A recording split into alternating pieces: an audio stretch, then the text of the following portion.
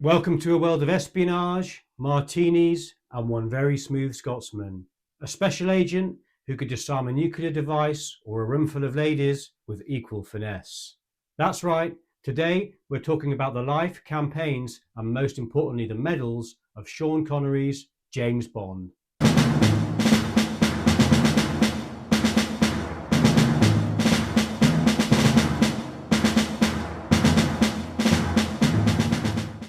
Bond's medal ribbon bar and his briefing scene in the movie You Only Live Twice shows 2 gallantry medals or decorations, 5 campaign ribbons, and what looks like 2 rosettes. So looking at his medal awards, let's speculate what Royal Navy Commander Bond's previous career before he became a spy may have been. Although I would have loved Bond to be a swaggering, swashbuckling submariner, as we shall find out, his Burma and France and Germany star medals, which are shown as rosettes, have made that tricky.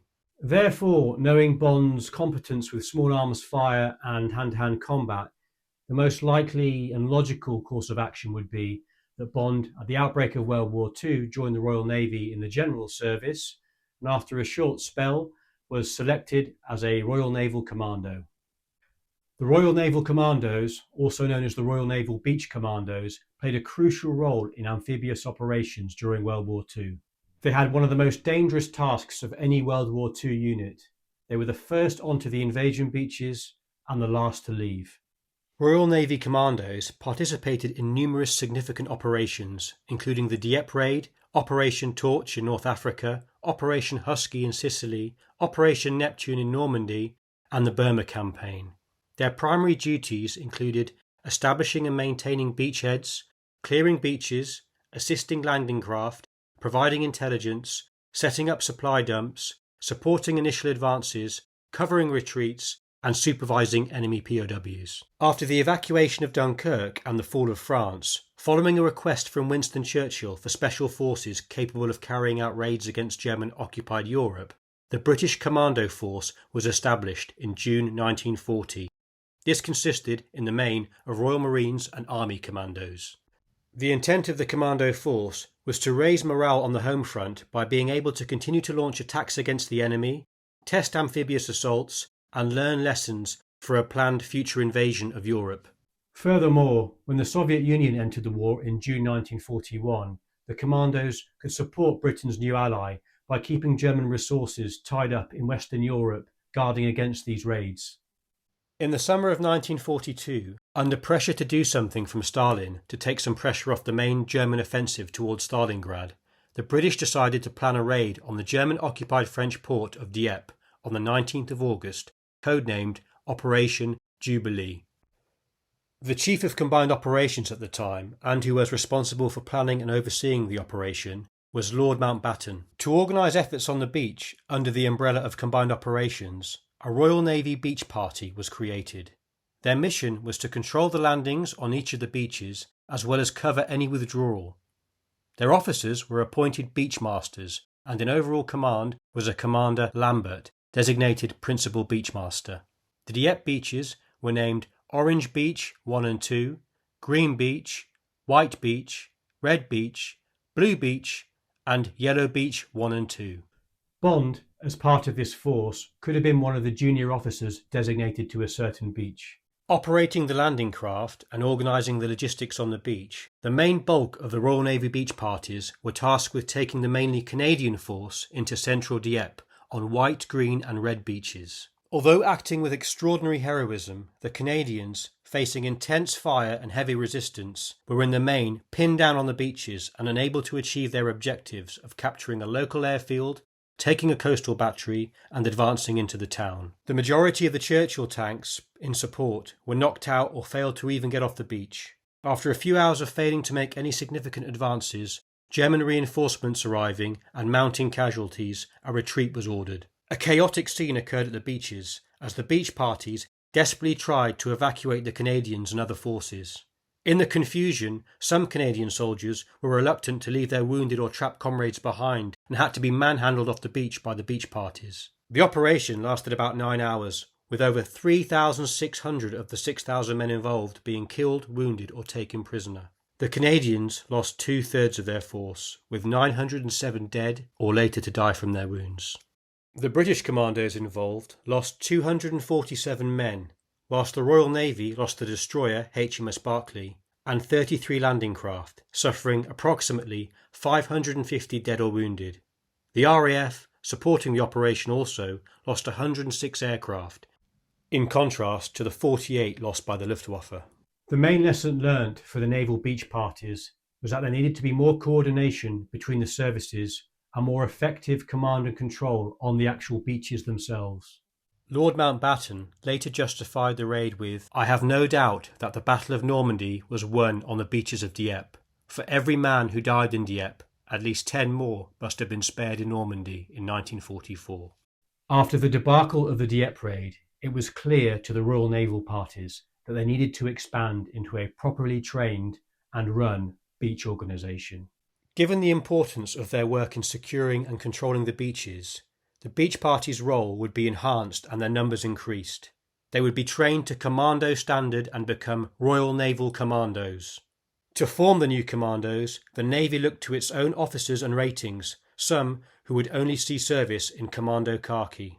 Training began in Scotland, with officers and men receiving equal training. Commando training first occurred at the Combined Operations Commando Centre in Achnacarry, but it soon became clear, with expansion, a specialised naval commando unit was needed, and HMS Armadillo, a land-based training facility, was established. Each commando would consist of just under 80 men, including 10 officers. So, with our first medal for Bond, we have the Atlantic Star. Normal naval service, such as patrolling home waters or escorting Atlantic convoys, that Bond may have done in 1939 to 1940, up until the establishment of the naval beach parties, would rationalise why Bond would have received an Atlantic Star Medal first, with a later clasp for France and Germany, which we will go on later to explain. The Atlantic Star is bronze and was awarded for 6-month service afloat between September 1939 and May 1945 in the Atlantic or home waters, as well as convoys to Russia. Merchant Navy also qualified. The medal is a 6-pointed star, and the obverse has a circular centre with the royal cipher, surmounted by a crown and inscribed "The Atlantic Star." The reverse is plain and unnamed. The ribbon is watered silk, blue, white and green, representing the ocean. Now on to our second medal, the Pacific Star. For Bond's next World War II assignment, however, the Hollywood costume designers have not made it easy. With Bond having a Pacific ribbon on display on his ribbon bar, this shows that this was the first qualified medal, with the Burma Medal rosette being later added to the medal ribbon. Simply put, he served in the Pacific before Burma. This is a bit difficult, as the Royal Naval Commandos didn't get further than Burma until 1945, when some were sent to the Far East to prepare for assisting the US in a possible invasion of Japan or Japanese-held colonies in the Far East. Wild speculation here, but I'm going to go out on a limb and say that Bond at that time was seconded to the Pacific as an observer to the US Marine Corps, who were conducting a series of island-hopping amphibious assaults across the Pacific during this time, such as at the Battle of Tarawa in November 1943. With his experience at the Dieppe Raid, recent commando training, and also learning lessons from the US Marines out there, he could impart that knowledge back to the Admiralty. Perhaps it's possible that with the Godfather's Michael Corleone serving out in the Pacific with the Marines around the same time, that our suave spy and future feared mob boss may have served alongside each other. He could have equally have gone to Papua New Guinea, where the Allies were fighting the Japanese as well. The medal itself is bronze and was awarded for operational service in the Pacific Theatre of War from the 8th of December 1941 until the 15th of August 1945. The obverse is the same as the other stars, just inscribed the Pacific Star. For Bond to have earned his Burma Star and subsequent clasp to his Pacific Star medal, we're now going to go on to our next campaign and Royal Commando raid, which takes us to the Arakan Coast off Burma in March 1944. Far from tuxedos and sundowners on the balcony that Bond would later enjoy, this conflict was hot, humid and full of jungle. Operation Screwdriver 2 occurred on the Arakan Coast in March 1944. Operation Screwdriver was a British two-part operation during World War II aimed at clearing the area of Mongdo and Bathindong in the Arakan Coast region of Japanese-occupied Burma. It was hoped that this would also divert Japanese forces from other wider operational areas in central Burma, relieving pressure for British forces who were fighting there. British Army and Marine Commandos were to be landed with West African troops of General Christenson's 15 Corps for this task. H Commando from the Royal Naval Commandos was sent out from Britain via India to organise the landing. On their way, stopping in Durban, South Africa, they were kitted out with new tropical uniforms. However, they were to be disappointed. Able Seaman George Fagan says, "Whilst in Durban, we were issued with tropical kit, shorts and bush shirts, which were coloured orange. These were stores left over from the Boer War, and a right lot of prats we looked disembarking at Bombay. Somehow, I can't imagine Bond in orange." Pulling away from landing areas in Mongdo, Commando-operated landing craft came under accurate Japanese artillery fire. Later in the campaign, Navy commandos were required to take up jungle patrols in Alethengar and Akyub Island, skirmishing with Japanese soldiers. With Screwdriver 2 having achieved its objectives of diverting some Japanese forces from other parts of Burma, H Commando returned to India and eventually onward to finish the war in Italy. Number 3. The Burma Medal. The medal itself is a bronze 6-pointed star with the obverse showing the central royal cipher surrounded by the words "The Burma Star." The medals were not named. It was awarded for service between December 1941 and September 1945 in Burma. The ribbon is 3 equal stripes of dark blue, red and dark blue with 2 orange stripes representing the sun. Number 4. The France and Germany Star. This was awarded for service in France, Belgium, the Netherlands or Germany from D-Day till the end of the war. However, service in connection with the campaign in coastal areas in support of this also qualified. Similar to the Atlantic Star in shape and appearance, the only difference is the inscription stating France and Germany Star on the obverse. The ribbon is 5 equal stripes of blue, white, red, white and blue. Naval commandos were heavily involved in all aspects of the D-Day landings, as well as conducting covert reconnaissance prior, such as landing on French beaches at night to gather intelligence and conduct surveys. Some commando units even accompanied the Allied advance across the mainland of Europe, assaulting Walcheren Island in Holland and even assisting evacuating paratroopers across the river at Nijmegen after the Arnhem operation. It's likely Bond, returning from the Far East sometime after March 1944 and going the safer, longer route via South Africa rather than the Suez, which took up to a couple of months, maybe just missed out on D-Day in June and participated in one of these later missions to gain his France and Germany medal that would have been added as a clasp to his original Atlantic medal. Number 5. The 1939-45 Star. Again made of bronze and a 6-pointed star, this was issued for those who had completed 6 months operational service overseas. The ribbon is 3 equal stripes of dark blue, red and light blue to denote the Navy, Army and Air Force. Medal number 6. The War Medal, 1939-45. This was issued to all full-time service personnel who served at least 28 days between September 1939 and September 1945. The obverse is the crowned head of George VI and the reverse is a victorious lion standing on a 2-headed dragon. British-made versions were in cupronickel and Canadian were made in silver. The ribbon is a narrow central red stripe flanked by white, blue and red stripes. It was issued unnamed.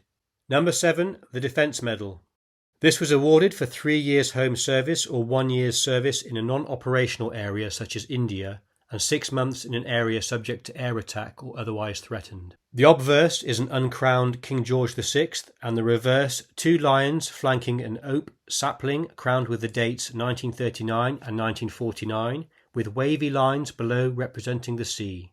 The ribbon is 2 broad stripes of green superimposed by narrow stripes of black with a wide orange stripe in the middle. The colours are meant to represent England's green and pleasant land, blackouts and firebombing. No clasps were issued. Now on to our gallantry and chivalry medals. Following the end of the war, the Royal Marine Commando units were disbanded. In any of those World War II campaigns, Bond could have been awarded the next medal for gallantry, the Distinguished Service Order. Instituted in 1886, it was intended to reward officers for distinguished service in the time of war and for what the Victoria Cross would not be deemed appropriate. After 1993, the DSO criteria was changed to be awarded for leadership. The medal is a cross with curved ends overlaid with white enamel. The obverse is a green enamel laurel wreath enclosing an imperial crown on a red enamel background.